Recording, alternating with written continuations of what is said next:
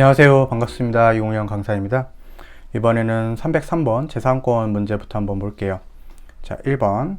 영리 획득의 기회나 기업 활동의 사실상 법적 여건은 시간이라든지 상황에 따라서 달라지고 내가 어떻게 할 수가 없는 것이기 때문에 재산권 보장의 대상이 될 수 없다. 1번부터 답이 되겠죠. 그 다음에 2번인데 여러분도 우리가 공무원 퇴직연금을 받으려면은 공무원으로 적법하게 재직 중이어야 되는데 이미 퇴직해서 퇴직연금을 수급할 수 있는 기초를 상실했대요. 그럼 이제 이 사람은 더 이상 공무원이 아닌 거죠. 근데 이제 이 사람이 좀 억울한 게 있었을 수 있어요. 옛날에는 재직기간이 20년이어야지 퇴직연금을 받을 수 있었대요. 근데 10년으로 완화가 됐지만 이 사람이 한 17년? 이 정도 일했을 수도 있어요. 그러면은 이 사람은 이제 옛날 법에 따르면 공무원 퇴직연금을 못 받겠죠. 근데 지금은 받을 수 있지만 안타깝게도 현재 퇴직한 상태예요. 그래서 수급할 수 있는 기초를 상실했다. 퇴직한 상태다. 그러면은 자기 재산권이라고 볼 수 없어요. 그래서 재산권을 제한한다고 볼 수가 없다. 그 다음에 여러분들 우리가 토지 소유자에게 매수 또는 수용 청구권을 인정하고 있고 이 수용 청구권이 있는데 요거는 이제 경찰관보 시험에서도 나왔지만 어떻게 풀어야 되냐면은 수용 청구권이 이제 그냥 시험에서 재산권이 포함된다 하면 맞다고 하면 되고요. 만약에 그 적법한 수용 청구권이 있고 그 다음에 불법적인 사용으로 인한 적법한 사용이 있고 불법적인 사용으로 인한 것은 우리가 이런 경우에는 재산권성 인정이 되지만 이런 경우에는 재산권성이 인정이 안 되는 경우도 있어요. 그래서 3번처럼만 그냥 수용 청구권이 재산권에 포함된다 하면 요거 물어보는 거예요. 그래서 맞다고 하시고 그 다음에 적법하게 사용한다, 불법하게 사용한다 이런 경우에 발생하는 수용 청구권이다. 이게 굳이 물어보면은 불법적인 사용에 의한 수용 청구권은 재산권에 포함이 안 되기 때문에 좀 구별해 주시면 돼요. 그 다음에 4번은 요거 잠수기 어퍼가 세모 키조개 사건이죠. 요거는 우리가 재산권성 인정이 안 되죠. 그래서 재산권에 포함된다고 볼 수 없다. 맞는 질문이 되겠어요. 네, 그래서 우리가 1번이 답이었죠. 네, 그렇습니다. 304번. 자, 우리 물건이 있고 동물이 있는데 여러분들 요거 조심해야 돼요. 사회적 연관성과 사회적 기능이라는 게 중요하다 이렇게 읽지 마시고요. 원래 기본권은 본인 자신에서부터 출발을 하는 거예요. 그래서 이 자신에게 가까워질수록 더 많은 중요성이 있게 됩니다. 타인과 관련되는 기본권이 있을 수가 있어요. 예를 들어서 재산권 같은 거죠. 이거는 내 기본권 문제가 아니라 타인과도 관련이 되어 있기 때문에 나에 있어서는 중요도가 좀 떨어지게 돼요. 그래서 여러분들 나만의 문제가 아니라 다른 사람과 연관되어 있는 문제, 이런 타인과 관련된 기본권 같은 경우에는 우리가 이제 국가가 더 많이 제한할 수 있어요. 그래서 국가의 입법 형성권이 높아지게 돼요. 국가의 입법 형성권이 높아지게 되면 헌법재판소의 심사는 완화되겠죠. 이걸 봤을 때 여러분들 물건이 있고 동물이 있는데 이게 사회적 연관성이 더 커요. 왜냐면 동물은 무니까 이렇게 이제 저번에 설명을 드렸던 것 같은데 옛날에 이제 기출 강의 때 물건은 그냥 가만히 있어요. 근데 동물 같은 경우에는 예를 들어서 수입 같은 것을 하거나 아니면 할 때 뭔가 좀 안 좋은 전염병이라든지 아니면 우리나라에 없는 질병 이런 것들도 생길 수 있어서 좀 더 민감해요. 사회적 연관성이 큽니다.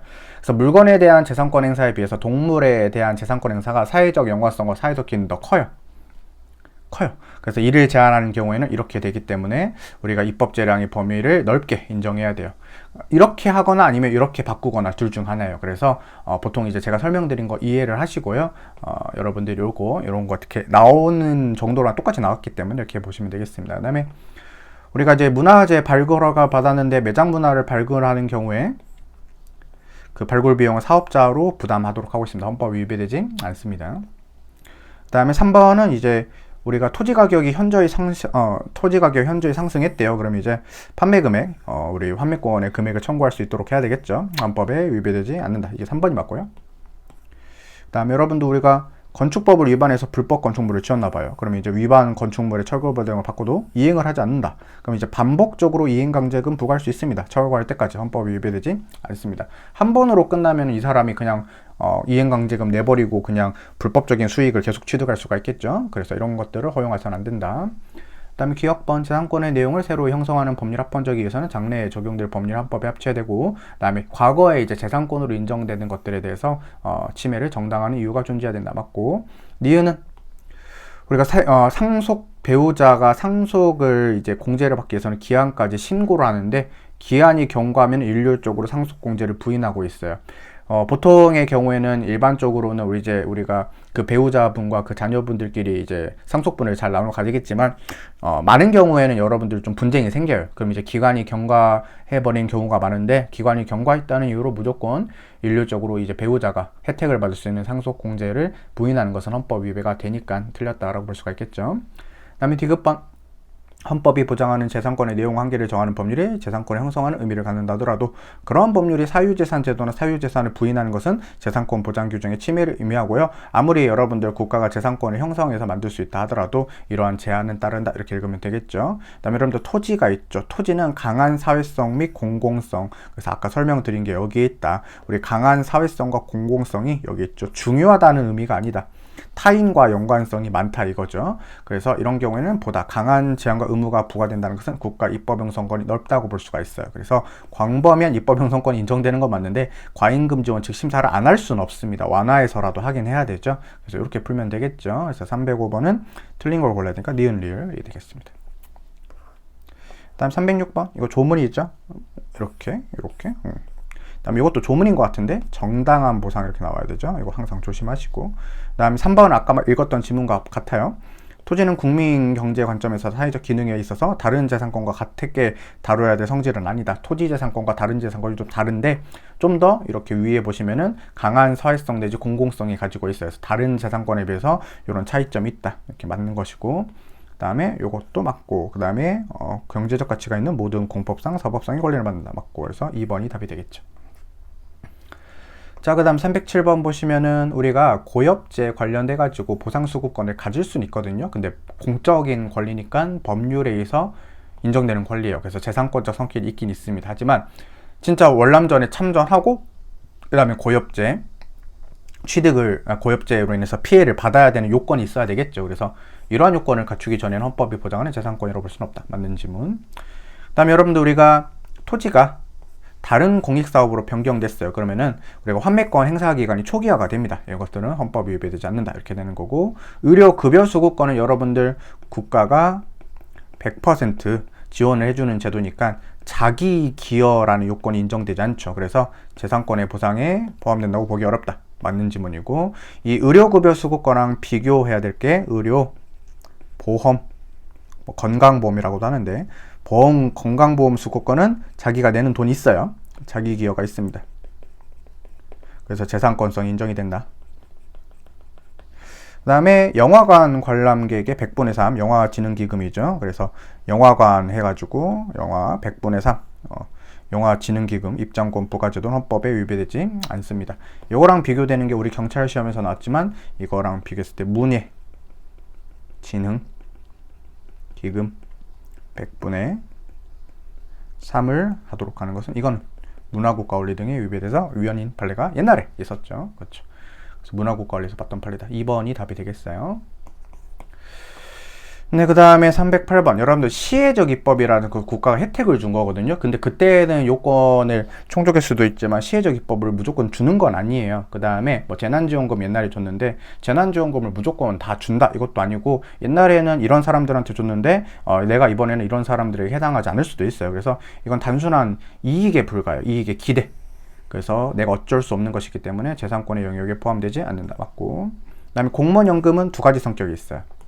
우리가 이제 먹고 사는 문제니까 사회적 기본권의 성격인 사회보장 수급권의 성격도 있고, 내 돈이니까 재산권의 성격도 같이 가지고 있다. 맞는 질문이죠. 그 다음에 3번은 위헌 판례인데요.